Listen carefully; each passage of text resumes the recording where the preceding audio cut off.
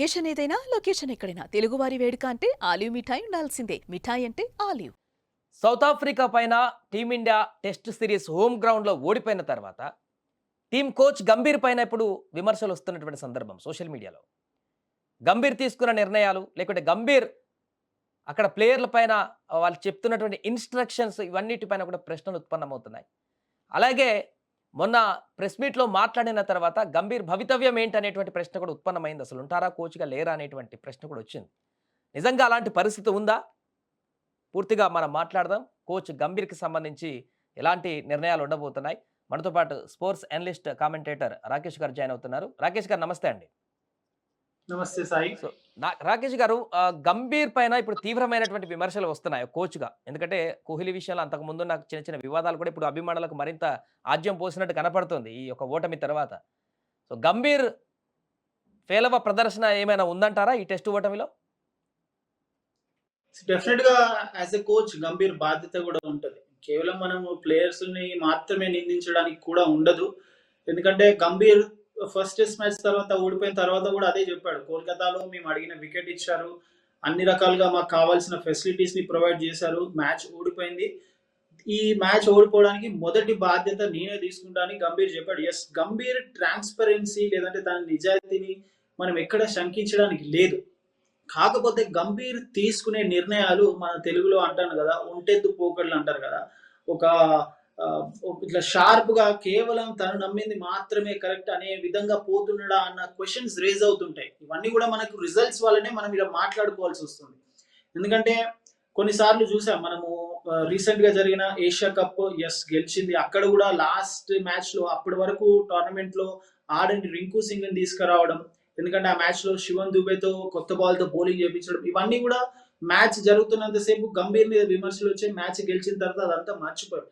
So Gambhir ఎలా అంటే ఒక కత్తికి రెండు వైపులా పదనున్నట్లాగా తను తీసుకునే నిర్ణయాలు కొన్నిసార్లు ఎక్స్ట్రీమ్ గా చాలా పర్ఫెక్ట్ గా వర్కౌట్ అవుతున్నాయి, కొన్నిసార్లు అది కంప్లీట్ గా డ్రాస్టికల్ గా, ఎందుకంటే కోల్కతా టెస్ట్ లో చాలా ఘోరంగా ఓడిపోయినాం, గౌహాటీ టెస్ట్ లో 400 పైచులకు పలుగుతో ఓడిపోవడంతో గంభీర్ మీద విమర్శలు వస్తున్నాయి.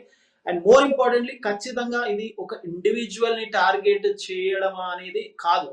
ఎందుకంటే ఇది ఇండియన్ క్రికెట్ అంటే వరల్డ్ లో మన ఇండియన్ క్రికెట్ కి ఎంత క్రేజ్ ఉంది, ఇండియన్ క్రికెట్ వల్ల ఎన్ని దేశాల క్రికెట్ కి ఫైనాన్షియల్ గా వాళ్ళు మనకు ఓన్లీ ఇండియాకే కాదు, ఇండియా బెటర్ గా ఆడడం వల్ల అన్ని రకాలుగా కూడా డామినేట్ చేస్తున్నాం, ఐసీసీనే డామినేట్ చేస్తున్నాం. So Indian cricket especially test format లో డౌన్ ఫాల్ కాకుండా ఉండాలి అని అంటే ఖచ్చితంగా గంభీర్ మీద ఏదో ఒక నిర్ణయం తీసుకునే విధంగానే ఉంటది. మరి బీసీసీ ఎలాంటి నిర్ణయం తీసుకుంటుంది, లేదంటే కొన్ని సందర్భాల్లో మీరు చూడండి సెలెక్షన్ విషయంలో కూడా చాలా ఐ డోంట్ నో ఎట్లా చెప్పాలో కూడా అర్థం అవ్వట్లేదు. మీరు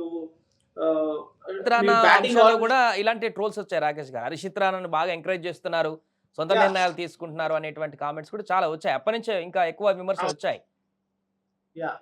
హర్షిత్ రాణా అనే కాదు, సర్ఫరాజ్ ఖాన్ తన డొమెస్టిక్ సర్కిల్ లో చాలా అద్భుతంగా రాయించాడు. ఎక్కడో ఆస్ట్రేలియాలో ఏదో జరిగినప్పుడు డ్రెస్సింగ్ రూమ్ సీక్రెట్ ఒకటి లీక్ అయింది, అది సర్ఫరాజ్ ఖానే లీక్ చేశాడు, దాని వల్లనే తన ప్లేస్ లో టీమ్ లో ప్లేస్ లేదని చెప్పడం, లేదంటే నెంబర్ 3లో అసలు ఎవరు ఆడాలి, మీరు వాషింగ్టన్ సుందర్ని తీసుకొచ్చి నెంబర్ 3లో ఆడిపించారు, ఇంగ్లాండ్ లో కరుణ్ నాయర్ ని ట్రై చేశారు, కొన్ని మ్యాచ్ లో సాయి సుదర్శన్ కి అవకాశం ఇచ్చారు, నెంబర్ 4 గిల్లు లేకుంటే పరిస్థితి ఏంది, కోహ్లీ లేని తర్వాత అసలు ఏంటి ఏమైంది, అజింక్య రహానే లేడు, తన ప్లేస్ ని ఫుల్ఫిల్ చేసేది ఎవరు, ఇండియాలో మ్యాచెస్ ఆడుతున్నప్పుడు మీరు స్పిన్ చక్కగా ఆడే బ్యాటర్ కావాలి, శ్రేయస్ అయ్యర్ కి అవకాశం లేదు టెస్ట్ ఫార్మేట్ లో, అసలు మీ నెంబర్ 6 ఎవరు, నితీష్ కుమార్ రెడ్డి ఎస్ మన తెలుగు ప్లేయరే, but still Nitish Kumar Reddy role ఏంటి, తనను ఆల్రౌండర్ గా వాడుతున్నాడు, తను ఎన్ని ఓవర్స్ బౌలింగ్ చేస్తున్నారు, మీరు 6+5 కాంబినేషన్ తో ఎందుకు వెళ్ళట్లేదు, టెస్ట్ ఫార్మాట్ లో మీకు డెఫినెట్ గా స్పెషలిస్ట్ బౌలర్స్ కావాలి కదా.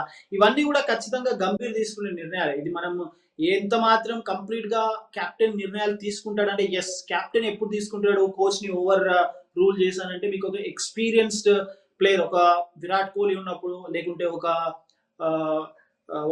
సౌరవ్ గంగూలీ లేదంటే ఎంఎస్ ధోని లాంటి ప్లేయర్స్ వాళ్ళంతా ప్రూవెన్ ప్లేయర్స్. ఇప్పుడు చూస్తే Shubman Gill very new, England series లోనే తను కెప్టెన్సీ బాధ్యతలు తీసుకున్న టెస్ట్ ఫార్మాట్, తను వెళ్ళి గంభీర్ తో లేదు నాకు ఈ ప్లేయర్ కావాలి, లేదు ఖచ్చితంగా నేను ఇద్దరిని తీసుకుంటాను, గంభీర్ తో వాదన కూర్చోలేడు. He has to listen to Gambhir also. So I think ఇక్కడ టీమ్ సెలెక్షన్ విషయంలో స్పెషల్లీ ప్లేయింగ్ 11 లో మాత్రం ఖచ్చితంగా గంభీర్‌దే మెజారిటీ ఆఫ్ ద నిర్ణయం ఉంది కాబట్టి ఈ టెస్ట్ సిరీస్ ఓడిపోవడంలో ఖచ్చితంగా majority of the blame Gambhir తీసుకోవాల్సిందే. తను కూడా తీసుకుంటున్నా అంటున్నాడు. జస్ట్ బ్లేమ్ తీసుకోవడం వల్లే సరిపోతుందా? మనకు మిస్టేక్ జరిగింది. ఇండియా ఓడిపోయింది. ఇప్పుడు 2027 డబ్ల్యూటీసీ ఫైనల్ కి ఇండియా రీచ్ అవ్వడానికి పరిస్థితులు చాలా క్లిష్టంగా మారాయి. లాస్ట్ డబ్ల్యూటీసీ ఫైనల్ కి క్వాలిఫై అవ్వలేదు. టెస్ట్ ఫార్మాట్ లో ఇండియా డౌన్ ఫాల్ ఎక్కువగా జరుగుతుంది. శ్రీలంకతో ఓడిపోయినాం, ఇప్పుడు సౌత్ ఆఫ్రికాతో ఓడిపోయినాం. సో ఇవన్నీ చూస్తే I think there should be a strong decision to be taken by BCCI. And అలాగే ఇప్పుడు మీరన్నట్టుగానే గంభీర్ ప్లేయర్ల పైన కొంత ప్రెజర్ అంటే ఆటకు సంబంధించే అతను కూడా ఆశించేది వీళ్ళ దగ్గర నుంచి గేమే. కానీ ఆ పరిస్థితుల్లో ఆ ఆటగాళ్ళ పైన చేస్తున్నటువంటి ప్రెజర్ అనేది వారి యొక్క ఇండివిజువాలిటీని అంటే వారి సొంత ఆలోచనని దెబ్బతీసి ఆ కాన్సంట్రేషన్‌ని పోగొట్టడం కారణంగానే ఆట కూడా కిందికి ఫాల్ అవుతుందనేటువంటి ఒక ప్రశ్న కూడా ఉత్పన్నమవుతుంది. ఇలా చూడొచ్చంటారా?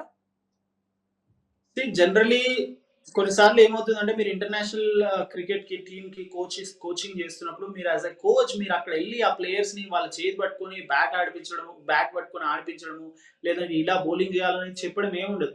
వాళ్ళు ఆల్రెడీ స్కిల్ఫుల్ ప్లేయర్స్ కాబట్టి నేషనల్ టీమ్ కి సెలెక్ట్ అయ్యారు. ఏదైనా చిన్న చిన్న మైనర్ మిస్టేక్స్ ఉంటే రెక్టిఫై చేయడానికి అవకాశం ఉంటుంది. బట్ ఎక్కువగా coach role, specially head coach role ఏంటంటే ప్లేయర్స్ ని మెంటల్ గా సిద్ధం చేయడం, ఆ కండిషన్స్ కి తగ్గట్టు ఏ ప్లేయర్ ని సెలెక్ట్ చేయాలి, ఏ ప్లేయర్ ని ఎక్కడ ఆడిపించాలి, అక్కడ గెలవాలంటే ఎలాంటి టాక్టికల్ డిసిషన్స్ తీసుకోవాలి, కోచ్, ప్లేయర్ అండ్ మిగతా టీం సభ్యులందరితో సఖ్యత ఎలా మెయింటైన్ చేయాలి, వాళ్ళందరినీ ఒక పాజిటివ్ అట్మాస్ఫియర్ లో ఎలా మెయింటైన్ చేయాలి. మనం సింగిల్ వర్డ్ లో చెప్పాలంటే man management. So as a coach మీకు అట్లాంటి హైయెస్ట్ లెవెల్లో ఉండేది మ్యాన్ మేనేజ్మెంట్ స్కిల్స్. ఈ మ్యాన్ మేనేజ్మెంట్ స్కిల్స్ లో I think we should rate Ravi Shastri as the best coach ఇండియాకి ఇప్పటి వరకు. నన్ను అడిగితే మాత్రం I will rate Ravi Shastri. But Gambhir విషయంలో అది ఉందా లేదా అంటే ఎస్, డెఫినెట్ గా ప్లేయర్స్ కొంచెం బిడియంతో ఉంటారు. ఎందుకంటే మీరు చాలా మంది ప్లేయర్స్ ని చూస్తే యంగ్ ప్లేయర్స్ ఉన్నారు, సీనియర్ ప్లేయర్స్ ఎవరు లేరు.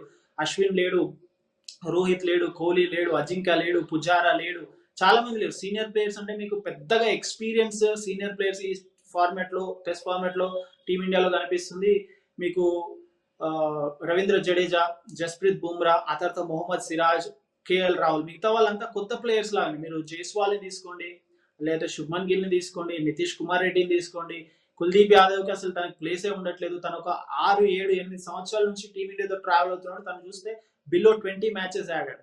సో ఎలా చూసినా కూడా చాలా మంది కొత్త ప్లేయర్స్ ఉన్నారు కాబట్టి డెఫినెట్ గా ఆ భయం అనేది ఖచ్చితంగా ఉంటది కోచ్ తో. సో ఆ పాజిటివ్ అట్మాస్ఫియర్ ని క్రియేట్ చేయడం కూడా కోచ్ బాధ్యతనే. సో ఇప్పుడు ఎలాంటి నిర్ణయం తీసుకునే అవకాశం ఉందంటారు? బీసీసీఐ గౌతమ్ గంభీర్ కెప్టెన్సీ పట్ల వస్తున్న విమర్శలకి ఒకవైపు మేబీ మార్చకపోవచ్చు అనేటువంటి సందేశాలు కూడా వస్తున్నాయి బీసీసీఐ నుంచి. ఒకవేళ అలాంటి ఒక 2 టెస్టులను ఉద్దేశించి కోచ్‌లో మార్పు చేర్పులు చేసేటువంటి అవకాశం ఏమైనా ఉంటుందా?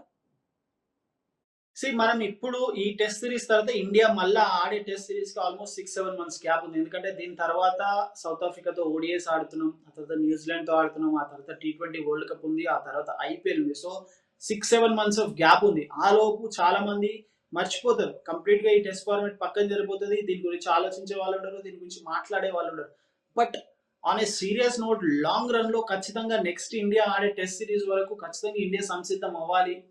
ఎలా ఆడితే బెటర్‌గా ఉంటుంది, ఏ ప్లేయర్‌ని తీసుకోవాలి, టెస్ట్ ఫార్మాట్‌కి స్పెషలిస్ట్ టీమ్‌ని తీసుకోవాలా, లేదంటే టెస్ట్ ఫార్మాట్‌కి స్పెషలైజ్డ్ కోచ్‌ని తీసుకోవాలా, ఇవన్నీ కూడా BCCI core committee and selection committee లేదంటే వీళ్ళంతా కూడా తీసుకోవాల్సిన నిర్ణయాలు. బట్ మనకు తెలిసిందే ఇండియన్ క్రికెట్‌లో అన్నిటికి సమాధానాలు దొరకవు. అన్నిటికి క్వెషన్స్ అయితే ఉంటాయి. ఆ క్వెషన్స్ రేజ్ అవుతూ ఉంటాయి. క్వెషన్స్ డిస్కషన్ పాయింట్స్‌గా ఉంటాయి. కానీ ప్రతి ఒక్క దానికి సమాధానం దొరకదు. ఆ సమాధానం దొరకాలంటే వెయిట్ చేయాల్సిందే టైం. మళ్ళీ నెక్స్ట్ టెస్ట్ సిరీస్ వచ్చేంత వరకు వెయిట్ చేయాల్సింది. ఇప్పుడు ఏంటంటే ఇండియా ఓడిపోయింది కాబట్టి అందరు గరం గరం మీద ఉన్నారు కాబట్టి డిస్కషన్స్ జరుగుతున్నాయి. బట్ ఇందాక మీరు అంటున్నట్టు ఐ డోంట్ థింక్ గంభీర్ ని పక్కన పెట్టేసి వేరే కోచ్ ని తీసుకురావడము, లేకుంటే గంభీర్ ని సాక్ చేసి వేరే వాళ్ళని తీసుకొచ్చి పెట్టడం అనేది జరగకపోవచ్చు. అంత ఈజీగా జరగదు. ఇండియన్ టీమ్ లో ఒక్కొక్క ఫార్మాట్ కి ఒక్కొక్క కోచ్ ని పెట్టడం ఐ డోంట్ థింక్ సో ఇండియాలో అది పాసిబుల్ అవుతుందని అయితే అనిపించట్లేదు.